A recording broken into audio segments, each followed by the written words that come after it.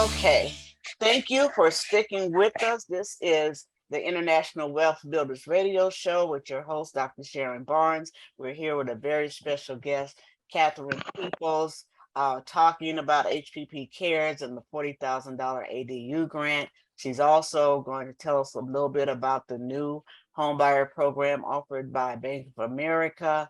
And so we just ask you to stay tuned, take good notes, and in the end of the show, you will be given information on how to reach out and take advantage of all these great opportunities. So, Katherine, let's continue to talk a little bit about the ADU grant that you're administering. You mentioned about opening back up, and I also want to touch on the fact that in order to achieve the mission that you have at HPP Cares, you also certify different professionals to help in that. If you can tell us how what their part is and how they can help and how we're bringing more resources to the community to take advantage of the grant. Definitely. So I definitely want to clear up some misinformation because a lot of people thought that we closed the portal because we depleted all the grants, we ran out of money. And it's not us that actually has the money. And when I say us, HPP Cares, I definitely want to clear that up. The reason that we closed the portal is we had a tremendous amount of traction, and we had a lot of high net wealth individuals that were coming through the system and the process. And I am a nonprofit, a HUD housing counselor at heart before I'm anything. And I am an advocate and a proponent for communities of color and for the low income individual. That's where I really sit. Right. And so I started to see a pattern of more of individuals that were of high net wealth that really caused the true essence for the program for what it is supposed to be assisting getting lost in translations. Mm, So I felt we need to slow this down and we need to now be get kind of our bottleneck together, our processes as we move forward, organized. But at the same token, we also need to see how we can make sure that we're really achieving some of the goals that the program was set out for, and that's to create generational wealth and opportunities for legacy. So, with that said, we stopped the portal. During this period of the portal being paused, we are doing strategic outreach within the communities of African American and the Latino communities and the Pacific Islander communities, because we want to make sure that those communities are even aware of a program like this. And unfortunately, they were not aware. Okay. HPP Care's reach initially was very small. It's only the people who would come to this website. There are so many communities out there that need something like this, because how many of us really know an uncle or aunt that's living in an unpermitted unit in the backyard or in the garage? Okay. And so we said, you know what, let's reach out to the building and safety offices and find out where people have been noted as having unpermitted units, and then do a strategic effort to make sure we're outreaching to the right areas so that we really see not only, the high net wealth individuals have opportunity at it, but now we start to get into the middle and the low income who could really use this program. So we don't have a specific date for October of okay. when we are going to release it, but we do have a link which will be provided down in the bottom links Yeah. from this session today, where you can go in and register to receive notification as we start to build momentum for when we do open up the portal. Okay.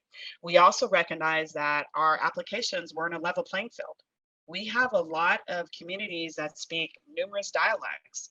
So, as we begin to build the momentum for the portal being opened up, we also will provide the applications on our website in the various languaging so that consumers can pull down that application, at least read it, and know what we're going to be looking for when we do open the system. We have brought down the number of questions that we're going to need you to have complete the day we open up the system. I will assure you that it will be opened on a weekend opposed to a weekday, because I'm a mom and I know I'm trying to drop off kids and all this other stuff in the morning and get to work. So how dare HPP Cares open up the portal on 9 o'clock on a Wednesday when I'm trying to drop these kids off at school. So we definitely want to make sure that it'll be either a Saturday, it possibly even be a Sunday, maybe after church hours. But we'll be strategic in what we do when we do open that portal to give everyone at least a fair chance. We are looking at the fact that the website may crash, so we're looking at ways to make sure that we streamline things so we don't have a crash. To date, because everybody wants to know how many does she have available. Right now, I will tell you there's about 1,300 applications that could potentially be completed when we do open that portal. Right now, the pent up demand has started to build the momentum again. And I will tell you, as of right now, we have 500 email addresses that are in the system. And we can take as many when we do make that notification. Okay. So we're trying to cover all bases. So we are prepared that when we do open that portal, we are able to get a good mix of people, from those that are at the lower level who need help with unpermitted units to those that are mid. And then obviously we still have our high net wealth individuals that are still kind of coming through the program. But at least try to level the playing field. So at least everyone has had an opportunity to get into this program. Really want to touch on what you mentioned about unpermitted units, because I know that the ADU legislation has in it that is supposed to address that. Some people have been reluctant because they said, am I going to get violated and have repercussions before I can fix it? Is it worth fixing? And in California, basically, we are a litigation state. Okay. I mean, Mm-hmm. if anything happened, we've had some weather changes and flooding of apartments and different things. And if anything happens and the unit is unpermitted, that landlord or owner, I mean, the fallout could just ruin a family for generations. So Exactly. speaking on getting those units permitted, so the $40,000 grant can also be utilized to bring an existing unpermitted living unit up to code Yes. and accessible as an accessory dwelling unit. Yes, Okay, yes, it can. And okay, that's again the reason for this program, is to pull those situations, to pull those people out and to right, tell them, look, we have an opportunity to help you. Also, many people say, well, I'm going to get all the fines from prior to. right. No, there's amnesty periods in many of the planning and zoning and building and safety offices throughout the state.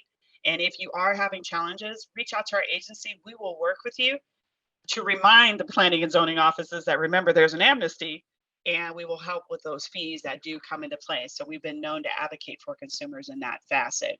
So please, I implore you, reach out to the agency, get yourself in position to participate in the program, and look for our outreach events, because they're going to be popping up strategically throughout some areas to make sure that we're meeting, like I alluded to earlier, the different demographics and income levels, to really say, hey, this is here. Use this program to help you move it forward.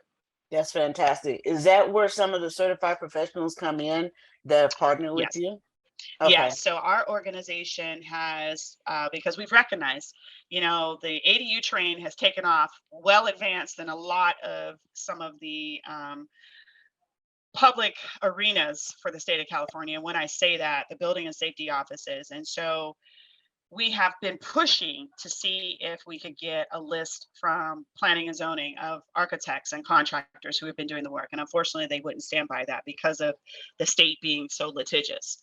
So HPP Cares has taken on the journey of putting together a preferred partner Rolodex, a vetted partners list of not only contractors, architects, A to Z companies, where you can say, hey, I want to do an ADU, and they take you all the way through with the proper project management, and then completion of your ADU, down to, you name it, financial partners.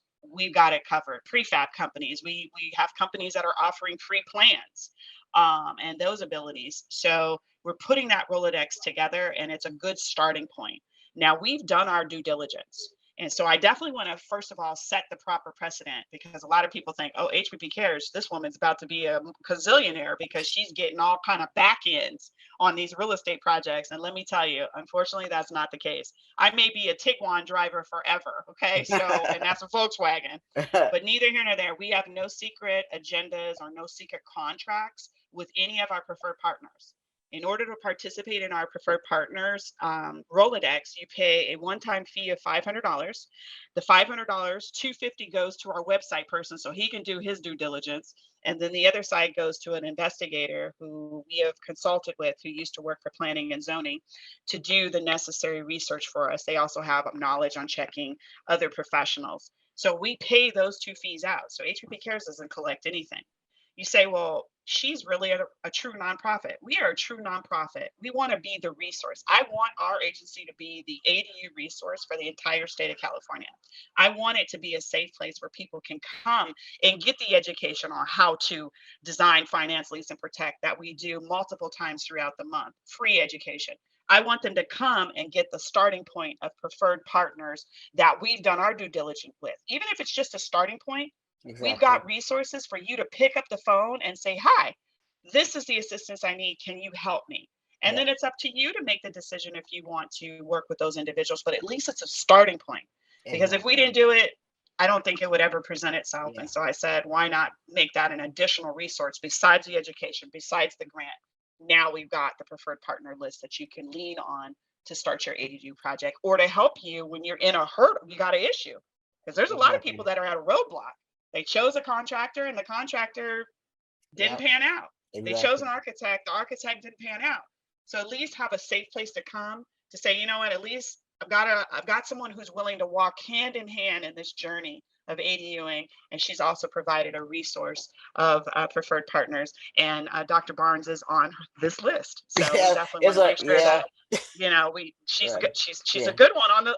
She's a key component to the type of resources that we're getting out there to the community. Yeah, and I think it's really awesome because we know that building an ADU or even bringing one in compliance, there's so many moving parts, and most of the audience, we've never built anything. And so this is making us the builders and developers, and so many things going on. Wow, like you said, you picking up kids, being the wife, being the mother, being the entrepreneur and the business owner, and then trying to do this project at the same time. And so it's like you need a team. And so my niche is to be that, consultant to hold your hand and walk through to make sure everyone else is doing what they're supposed to do. And I think that preferred provider list is going to be a great source for putting together the right team so we can be effective, efficient, and timely and get those 2,500 ADUs built. Yep. Okay. So we're going to take because I think if we do that, we can get some more money into the state from the state to pull off more housing. Yes. So, we can increase that next year. We're going to take a quick break again, and we're going to ask you to stay with us because Catherine's going to give us some valuable information, and we'll be back shortly. Thank you.